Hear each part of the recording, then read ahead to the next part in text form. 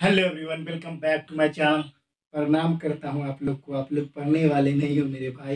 इतना मेहनत करता हूँ, इतनी सिला देते हो, ऐसे कोई दिक्कत नहीं है। मैं पढ़ाऊंगा, पढ़ना तो बिल्कुल नहीं छोड़ूंगा, पढ़ाना बिल्कुल नहीं छोड़ूंगा, टेंशन ना लो। धन्यवाद हो आपका जो इतना कम सपोर्ट करते हो। धन्यवाद हो आपका। कोई टीचर ऐसा नहीं बोला हुआ, लेकिन कोई दिक्कत नहीं है। अगर मेरे चैनल पर नए हो तो लाइक सब्सक्राइब और शेयर ठोक देना। स्टार्ट करते हैं आज का सेशन। इससे पहले मैं ग्रेविटेशन का एक पार्ट ले चुका हूँ, क्लास नंबर 1। वो मैंने फिजिक्स के लेक्चर में प्लेलिस्ट बना चुका, उसमें जाके देख लेना। आज पार्ट सेकंड है और एक कॉन्सेप्ट को ऐसे क्लियर करवाऊंगा ना, कोई नहीं कर पाएगा क्लियर। और ये कोई बुकीज वगैरह नहीं लिखा रखा है, ये सारे कॉन्सेप्ट जो है ना मैंने खुद बनाया। तो स्टार्ट करते हैं आज का सेशन। अगर चैनल पे नया हो तो लाइक सब्सक्राइब शेयर बिल्कुल दबा देना। तो देखिए, अब आज ये जो है ना इम्पोर्टेंट, सारे एग्जाम के लिए मोस्ट इम्पोर्टेंट क्लास है। तो सबसे पहले आज पढ़ते हैं। कल मैंने आपको बताया था ग्रेविटेशन क्या होता है, ग्रेविटेशन के कितने जो जो लॉ होते हैं ग्रेविटेशन। उसके बाद प्रैक्टिकल में ग्रेविटेशन जो होता है वो किसने दिया था, वो मैंने आपको कैवेंडिश ने दिया था, वो सारे बता दिए। तो आज स्टार्ट करते हैं आज का सेशन। आज का सेशन है ग्रेविटेशनल एक्सेलरेशन और acceleration due to gravity. Gravitational acceleration और एक्सेलरेशन ड्यू टू ग्रेविटी है, जो मैंने बताया था। जी की value 9.8 into 9.8 metre per second square होता है। और जी की वैल्यू जो वेरी इसलिए करता है क्योंकि जो अर्थ जो है अपना सिमेट्रिक नहीं है, ठीक है ना। इतना तो मैं कल बता दिया था, लेकिन आज जानेंगे कॉन्सेप्ट, इंपॉर्टेंट कॉन्सेप्ट। देख लीजिए, मैंने एक अर्थ लिया, अपना अर्थ है भैया, ये अपना अर्थ है। अर्थ लिया मैंने, उसके बाद देखिए अब जो फोर्स लगता है ना वो डाउनवर्ड की तरफ लगता है। एक्सेलरेशन ड्यू टू ग्रेविटी भी डाउनवर्ड की तरफ लगता है। तो देख लीजिए यहाँ पे फोर्स डाउनवर्ड और एक्सेलरेशन ड्यू टू ग्रेविटी भी डाउनवर्ड लग रहा है। और जी की जो वैल्यू होती है 9.8 मीटर पर सेकेंड स्क्वायर। और acceleration due to gravity g is equal to g, capital g, वही ग्रेविटेशनल कांस्टेंट, इनटू क्या होता है मास, मास ऑफ कोई प्लैनेट, यहाँ पर mass of earth into radius of earth का स्क्वायर। तो ये ध्यान में रख लेना, फॉर्मूला बहुत ज्यादा इंपॉर्टेंट है। डेरिवेशन भी करवाऊंगा, अभी टेंशन बिल्कुल भी ना लो, पूरे ठोक बजा देंगे, ठोक बजा देंगे। तो शेयर करना बिल्कुल भी ना भूलना दोस्तों, ठीक है ना। उसका देखो, value of g changes because earth is not symmetrical. मैंने कल आपको बताया था कि अर्थ जो है ना अपने जो पोल्स पे है ना चिपटा हुआ है थोड़ा सा, दोनों poles north pole south pole पे थोड़ा सा चिपटा हुआ है, जिसकी वजह से आपका जो है ना जी की वैल्यू है ना, एक्सेलरेशन ड्यू टू ग्रेविटी की वैल्यू होती है ना, वो थोड़े थोड़े डिफरेंसेस होते हैं, वेरिएशन होने लगती है। ये ध्यान में रखना।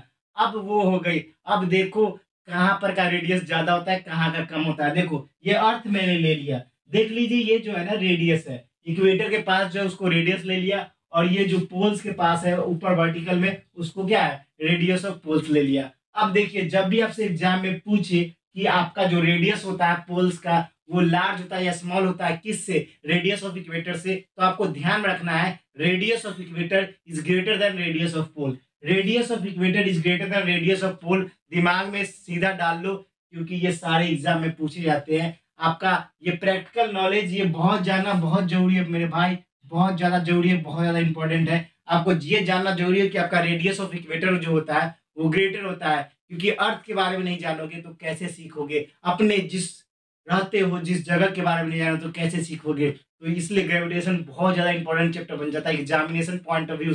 हर एक paper, NDA, air force, navy, coast guard, class 11 SSC, railway, banking, जितने भी एग्जाम होते हैं ना, इससे क्वेश्चन तो आता ही आता है। एक सिंपल सा भी क्वेश्चन है लेकिन आता है, और बहुत ज्यादा इंपॉर्टेंट है ये। देखिए, रेडियस ऑफ इक्वेटर है ना वो ग्रेटर होता है रेडियस ऑफ पोल से, ये तो आप जान लिए। मगर आपसे एग्जाम में पूछ लिए कितना ज्यादा होता है, तो radius of equator is about 21 to 24 kilometre greater. मतलब 21 से लेकर 24 किलोमीटर ग्रेटर होता है, किससे, रेडियस ऑफ पोल से। ध्यान रख लो, करीब 21 से 24 किलोमीटर किससे, किससे बड़ा होता है, बता जल्दी। रेडियस ऑफ किससे, पोल से बड़ा होता है, कितना, 21 से 24 किलोमीटर। याद रखो, बहुत ज्यादा इंपॉर्टेंट है। जो आपका रेडियस ऑफ इक्वेटर होता है 21 से 24 किलोमीटर लार्ज होता है रेडियस ऑफ पोल से, ये ध्यान रख लेना, दिमाग में पूरे डाल लो। माँ काल की कसम पूरे तहलके मचाएंगे, टेंशन ना लो पुष्पा, बिल्कुल टेंशन ना लो। अब इतना तो समझ गया है। उसके बाद बात करते हैं, जी की वैल्यू मैंने बात कर रखी थी, g M E, mass of radius divide by R E का स्क्वायर। तो ये तो एक्सेलरेशन ड्यू टू ग्रेविटी के फॉर्मूला में, ये आपको भी पता है। और लास्ट में ऐसे ऐसे कॉन्सेप्ट ठोकूंगा ना, आप खुद सोचोगे कि ऐसे ऐसे प्रैक्टिकल नॉलेज इतने छोटे रूम में कैसे आ गया। पढ़ने से आता है मेरे भाई, डोंट जज a book by its cover. तो देखिए यहाँ पर जी जो है ना, acceleration due to gravity directly proportional होता है मास ऑफ प्लैनेट। किसी भी मास और प्लैनेट के मास के ना डायरेक्टली प्रोपोर्शनल होता है। ये आप ध्यान में रख लो, इस फॉर्मूले से देख लो आप, g is directly proportional to the mass of planet. किसी मास ऑफ प्लैनेट का कैलकुलेट करेंगे तो उसको डायरेक्टली प्रोपोर्शनल होता है, मगर वहीं पे बात होगा रेडियस की, तो रेडियस का इनवर्सली प्रोपोर्शनल होता है। ये ध्यान रख लो, आपको पेपर में आता है कभी कभी एक्सेलरेशन ड्यू टू ग्रेविटी दे दिया और रेडियस दे दिया और पूछ दिया जाएगा कि रेडियस किसका, मतलब कि आपका एक्सेलरेशन ड्यू टू ग्रेविटी किसका लार्ज होगा, और रेडियस किसी में ज्यादा दे दिया किसी में कम दे दिया, जिसका रेडियस कम होगा तो उसी का एक्सेलरेशन ड्यू टू ग्रेविटी क्या होगा, लार्ज होगा, क्योंकि वो इनवर्सली प्रोपोर्शनल है। जिसका रेडियस रेडियस ऑफ प्लैनेट जिसका रेडियस कम होगा ना, उसका acceleration due to gravity large होगा। अगर उस जिसका रेडियस ऑफ प्लैनेट लार्ज होगा, रेडियस लार्ज होगा, तो एक्सेलरेशन ड्यू टू ग्रेविटी कितना हो जाएगा, उसका स्मॉल हो जाएगा, क्योंकि इनवर्सली प्रोपोर्शनल है। ये तो समझ में आ गया। अब इधर आओ, अब वेरिएशन ऑफ जी पे आते हैं। जी को कैसे वेरी करता है, कैसे क्या करता है, कहाँ पे वेट ज्यादा होता है, कहाँ पे कम होता है, सारा चीज एक्सप्लेनेशन करूंगा विथ प्रूफ। ऐसे नहीं चलेगा, प्रूफ के साथ बताऊंगा। क्वेश्चन ऐसे ऐसे नोट करते जाओ, सारा नोट्स बना लो, इससे बाहर कुछ ना आएगा, सीधा ठोक के दावा करता हूं। अब देखो, वेरिएशन ऑफ वैल्यू ऑफ जी, जी की वेरिएशन कैसे कैसे होती है, कहाँ कहाँ कैसे होती है। तो सबसे पहले मैंने अर्थ लिया, देख रहे हो ना, अर्थ अर्थ लिया मैंने। उसके बाद अर्थ लेने के बाद जो आपकी जी की वैल्यू होती है ना, मिनिमम तो इक्वेटर पे होगी। अब पूछोगे गुरु जी कैसे, तो जो इक्वेटर होगी वहां पर कितने डिग्री का एंगल बनाएगा, वो सारे मैंने लिख रखे, अच्छे से बताऊंगा, टेंशन ना लो। अभी प्रैक्टिकल नॉलेज भी जानने की कोशिश करो, हर एक चीज रटा नहीं जाता। तो देखो यार, ये है, मान लीजिए इक्वेटर है, तो हॉरिजॉन्टली हो रहा है, हॉरिजॉन्टली हो रहा है, तो जी की वैल्यू कितनी हो जाएगा, थीटा की वैल्यू आपसे पूछ दिया जाए तो कितनी हो जाएगी, चाहे लैम्डा की वैल्यू पूछे कितने, तो 0 डिग्री होगी। यस, तो कॉस जीरो कितना होता है, 1 होता है ना, कॉस जीरो 1 होता है ना। तो इसलिए जी की वैल्यू ना, वो फॉर्मूला पुट करने पर अभी समझाऊंगा, टेंशन ना लो, अभी तो सिर्फ स्टार्ट हुआ है ना मेरे भाई। उसके बाद देखो, तो जी की वैल्यू क्या हो जाएगी आपकी, जी की वैल्यू मिनिमम किस पे होगी, ये बता रहा हूँ, फुल कॉन्सेप्ट भी बताऊंगा, उसको पूरे अच्छे से करूंगा, टेंशन ना लो। जी बस अभी जान लो, उसके बाद अभी ही बताऊंगा, टेंशन ना लो। तो जी की वैल्यू मिनिमम कहाँ पे होती है, इक्वेटर पे होती है। अगर रेडियस पूछे तो रेडियस मिनिमम कहाँ पे होती है, पोल पे होती है। तो इसमें कंफ्यूज ना होना, जी की वैल्यू मिनिमम किस पे होती है, इक्वेटर पे होती है, और रेडियस की वैल्यू मैक्सिमम किस पे होती है, पोल किस पे होती है, इक्वेटर पे होती है। तो याद रखना, अगर वही पूछे जी की वैल्यू मैक्सिमम किस पे होती है, पोल पे होती है, और रेडियस की वैल्यू मिनिमम किस पे होती है, तो पोल पे होती है। ये चीज ध्यान के नोट डाउन कर लो। तो यहाँ पर देखो, यहाँ पर देखो, जी मिनिमम है, मिनिमम जी कहाँ पे, इक्वेटर पे है, इक्वेटर पे जी मिनिमम है, तो वेट भी जो है ना, वेट W=mg, वो भी कम ही लगेगा ना यहाँ पे इक्वेटर पे। वही बात करते हैं पोल पे, तो पोल पे आपका जी की वैल्यू मैक्सिमम होती है, क्योंकि मान लीजिए ये हॉरिजॉन्टली 0 डिग्री बनाया, लेकिन पोल पे 90 डिग्री बनाएगा ना, तो cos 90 क्या होता है, 0 होता है, ठीक है ना। तो ये ध्यान रखना, cos 90 0 होता है, आगे समझाऊंगा कैसे क्या होता है। तो देखिए, तो वहां पे जी की वैल्यू ना मैक्सिमम हो जाती है, और वेट भी जो आपका पोल पे होता है बहुत ज्यादा होता है, मगर आपका जो रेडियस होता है वो कम होता है, किसका, पोल का, किसके कंपेरिजन में, इक्वेटर के कंपेरिजन में, रेडियस ऑफ इक्वेटर के कंपेरिजन में, ठीक है ना। वही मैं लिख रखा हूँ कि radius of pole is less than radius of equator, और वेट जो मैक्सिमम कहाँ पे आती है, आपके पोल पे होती है, और जी की वैल्यू भी मैक्सिमम किस पे होती है, पोल पे होती है। इतना तो आपको समझ में आ गया होगा। अब बात करते हैं किस पे, अब बात करते हैं जी पोल पे क्या होता है, मैक्सिमम होता है, लिख रखा है, सीधा ठोक दो। उसका जी की इक्वेटर पे मैन वैल्यू कितनी होती है, मिनिमम होती है, ये भी आप समझ गए। अब देखो इंपॉर्टेंट कॉन्सेप्ट बात करते हैं, ये फॉर्मूला बताएगा कि किस पे जी का प्रूफ करता हूं। अभी आपको ये फॉर्मूला एग्जाम में सीधा ठोक दिया था, आपसे पूछ लिया था क्वेश्चन कि आपसे पूछेगा क्या कि थीटा इतना दे रखा है, आपको एंगुलर स्पीड इतना दे रखा है, रेडियस दे रखा है, तो जी की वैल्यू पूछे, जी डैश की वैल्यू निकालने के लिए पूछे, कभी जी दे दिया, कभी जी डैश निकालना पड़े, कभी रेडियस निकालना पड़े, कभी एंगुलर वेलोसिटी निकालना पड़े, कभी थीटा की वैल्यू निकालना पड़े। तो आपको याद रखना है, g is equal to g dash minus R E omega square cos theta ले लो या कॉस लेमडा ले लो, बात वही है, ठीक है। तो याद रखना, g is equal to g dash R E omega square cos square alpha, cos square क्या है, लैम्डा, कॉस स्क्वायर लैम्डा, याद रख लेना। अब देखो, इसी से प्रूफ करते हैं, ठोक बजाते हैं पूरे। और आप लोग लाइक नहीं कर रहे हो ना, बहुत गलत बात है, शेयर नहीं करते हो आप लोग। आप लोग इतने अच्छे से पढ़ाऊंगा ना, टेंशन ना लो। और देखो भी, वीडियो को पूरा पूरा देखो, कैसे आपको समझाता हूँ, और लास्ट में ऐसा हल्का क्वेश्चन बताऊंगा ना, तूने सोची ना होगी। तो देखिए यहाँ पर इक्वेटर की बात करते हैं। अब इक्वेटर की बात करते हैं, तो इक्वेटर पे जो होता है, at equator at equator theta क्या हो जाएगी, यही देखो ना भैया, यहाँ पे इक्वेटर पे theta is equal to 0 figure बना दिया आपके लिए, थीटा 0 हो जाएगा तो इसमें वैल्यू पुट करेंगे। तो देखिए g is equal to g dash R E omega square cos square क्या लैम्डा, तो यहाँ पर लैम्डा की वैल्यू क्या है, 0 है। 0 होने पर ये क्या हो जाएगा, इसकी वैल्यू क्या हो जाएगी, इसकी वैल्यू 0 पुट करेंगे 0 डिग्री, तो किसकी वैल्यू क्या हो जाएगी, 1 हो जाएगी, ये 1 हो जाएगी। तो g is equal to g dash R g dash minus R E omega square, मतलब कि आपका जो इक्वेटर पे होता है ना, उसके किस जी की वैल्यू डिपेंड करती है किस पे, रेडियस पे डिपेंड करती है, आपके एंगुलर वेलोसिटी पे डिपेंड करती है। अब देखो यहां तो समझ में आ गया, ठीक है सर, हम समझ गए कि जब इक्वेटर की बात होगी ना, इक्वेटर की, तो थीटा की वैल्यू चाहे आपकी लैम्डा की वैल्यू 0 हो जाएगी, एंगल की वैल्यू 0 हो जाएगी, तो उस पर क्या होगा कि जी की वैल्यू ना रेडियस पे डिपेंड करेंगे, एंगुलर स्पीड पे डिपेंड करेगी, ठीक है ना, इतना तो समझ गए।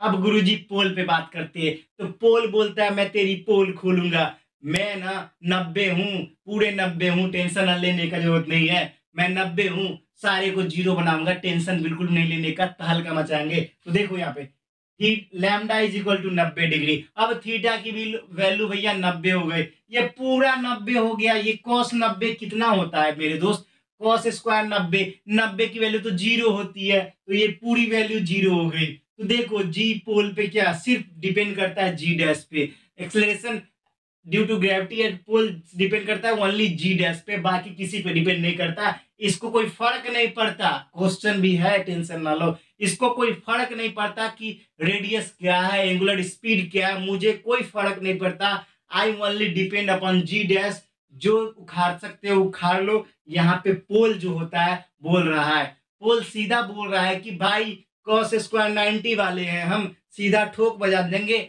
हमें रेडियस से मतलब नहीं, हमें रेडियस से मतलब नहीं, और ना ही हमें किससे मतलब, एंगुलर स्पीड से, एंगुलर वेलोसिटी से मतलब है। तो देखो जी पोल पे क्या हो जाएगा, जी डैश हो जाएगा, इसलिए मैंने बोला था दोनों इक्वेशन को कंबाइन करोगे ना, तो आपका पोल पे जी की वैल्यू होगी ना मैक्सिमम होगी, इसलिए GP is greater than g, GP is greater than g, ये तो समझ गए कॉन्सेप्ट, ठोक बजा दी ना, तहलका मचा दिया। अरे बाबा देख रहे हो क्वेश्चन को कैसे उड़ा दिया।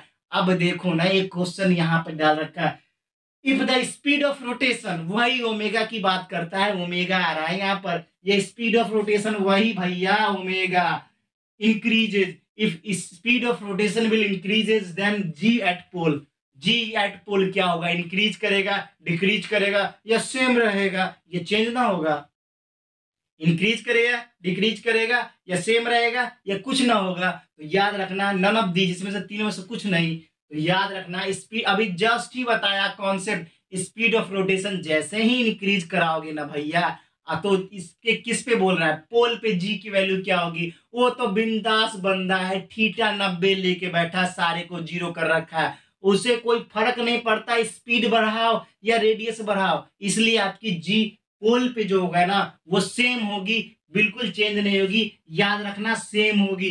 क्वेश्चन पूछा गया था एनडीए में, एनडीए के एग्जाम में, आपके एसएससी के एग्जाम में, एयरफोर्स के एग्जाम में, आपके नीट के एग्जाम में, क्लास 12 के एग्जाम में, कितना जाने कितने बोर्ड में ये सारे क्वेश्चन ठोके गए हैं भाई, समझ लो। अब बोला था ना लास्ट में ऐसा शानदार कॉन्सेप्ट दूंगा कि आपका हिल जाएगी। तो देखो एक कॉन्सेप्ट, अगर मैं आपसे पूछूं, प्रैक्टिकल नॉलेज देखो कहाँ से चेक होती है, देखो अगर मैं आपसे पूछता हूं कि आपका ना, मान लीजिए मुझे शुगर खरीदना है, चीनी, मान लीजिए कुछ भी खरीदना, आटा खरीदना है, शुगर खरीदना है, कुछ भी खरीदना है, ठीक है ना, मान लीजिए शुगर ही ले लेते हैं, तो आपको चीनी खरीदना है, तो चीनी आपको कहां पर ज्यादा मिलेगी, अब पोल पे मिलेगी या आपका मिलेगी किस पे, इक्वेटर पे मिलेगी, जल्दी से कमेंट सेक्शन में आंसर ठोकना, बताता हूं, जो पूरे पूरे वीडियो देखते होगे ना, ये क्वेश्चन सीधा आपके प्रैक्टिकल नॉलेज से पूछा गया था एनडीए में, air force, navy, coast guard, class 12 के बच्चे, 11th के बच्चे, आप नीट के पेपर देते हो,